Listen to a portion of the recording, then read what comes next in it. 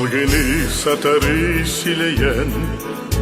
Semelüetleri salayda Herkes yeni kebüten Eline bekkem arılar Darabanya kıskay kadınım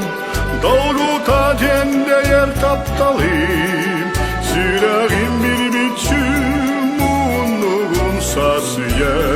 Duhari şibikü En bar garip temmit yerime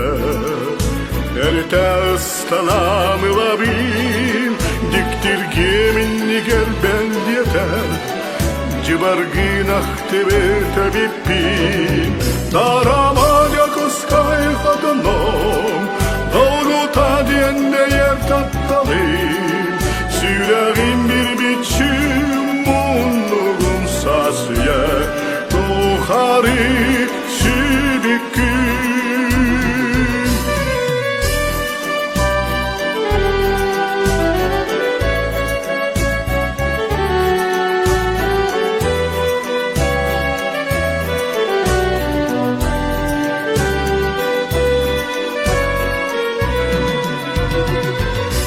Gillen kellerim aydı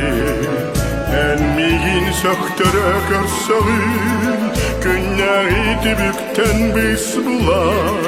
Gündere kıyıya topsağın Darabanya kıskay kadınım Doğruta dende yer taptalım Sürağın bir biçim Unluğun sasıya Duhari